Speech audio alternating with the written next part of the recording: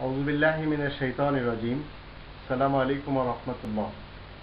মূসা রাসূলের যুগে দেশ প্রধান ফিরআউন এবং তার অফিসারেরা যে লোকদের হাতে হাতকড়া পরিয়েছিল, যে লোকদের পায়ে বেড়ি পরিয়েছিল এবং যে লোকদেরকে হত্যা করত, শুলদণ্ড দিত, ঠিক সেই অনুসারে আজ আমরা বিভিন্ন দেশে দেখতে পাই দেশ প্রধান এবং তার অফিসারেরা মিলে দেশের সেই লোকদের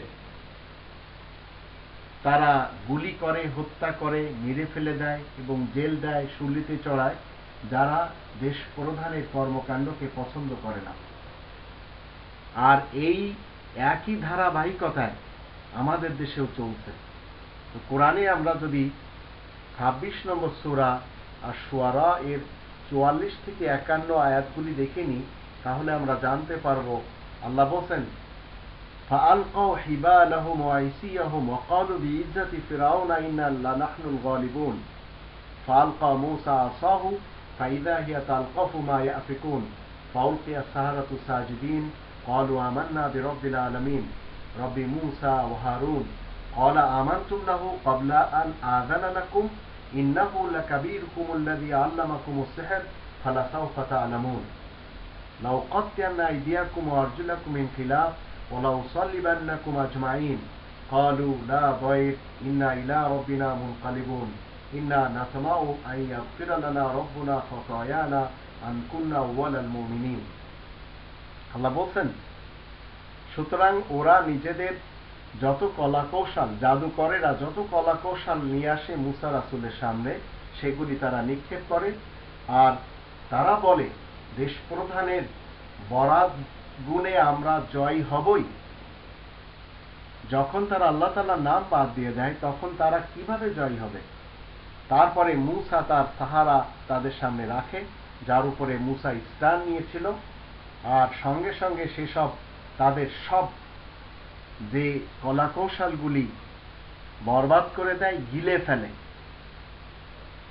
ওরা যা কিছু ছলাকলা তৈরি করেছিল, এরপরে জাদুকরগণ তারা যখন বুঝতে পারল সত্যটি তো মূসার কাছে, আমরা যে সবগুলি করছি এগুলি তো সব ভ্রান্ত, তখন তারা সবাই মাথা নুয়ে সিজদা করতে লাগলো। তারা বলতে লাগলো, আমরা সবাই সারা জাহানের রবের উপরে ঈমান এনেছি, যিনি মূসা এবং হারুনের রব। দেশ প্রধান বলতে লাগে, তোমরা তো তাকেই মেনে নিলে, তোমাদেরকে আমি অনুমতি দান করার আগেই বোধ হয় সেই তোমাদের নেতা, এই লোকটি হয়তো তোমাদেরকে জাদু শিক্ষা দিয়েছে। শিগগিরই তোমরা অবশ্যই বুঝতে পারবে, আমি অবশ্যই তোমাদের হাত পায়ে বেড়ি পরিয়ে দিব, হাতে হাতকড়া পরাবে, পায়ে বেড়ি পরিয়ে দিবে এবং তোমাদের সবাইকে শুলদণ্ড দিব। প্রতি উত্তরে তারা সবাই বলে, কোনো ভাবনা নেই, আমরা তো আমাদের রবের দরবারে অবশ্যই ফিরে যাব। আমাদের বাসনা হলো যাতে আমাদের রব আমাদেরকে মাফ করে দেন আমাদের অপরাধ সমূহ, কারণ আমরাই তো প্রথমে ঈমান এনে ফেলেছি। তো দেশ প্রধান এই লোকগুলিকে সবসময় হাতে বেড়ি পরায়, হাতে হাতকড়া পরায়, পায়ে বেড়ি পরায় এবং শুলদণ্ড দিতে চায়, এবং তাদেরকে দেশ প্রধান এবং তাদের দেশ প্রধানের অফিসার এরা সবাই মিলে এই মুমিনদেরকে অপরাধী বানায়। আর একই ধারাবাহিকতায় প্রত্যেকটি দেশে আমরা দেখতে পাচ্ছি, ইরাক বলেন, লিবিয়া বলেন, সিরিয়া বলেন, বাংলাদেশ বলেন, মিশর বলেন, ইরান বলেন, ইরাক বলেন, আফগানিস্তান বলেন, পাকিস্তান বলেন, হিন্দুস্তান বলেন, সব জায়গায় দেখতে পাচ্ছি আমরা।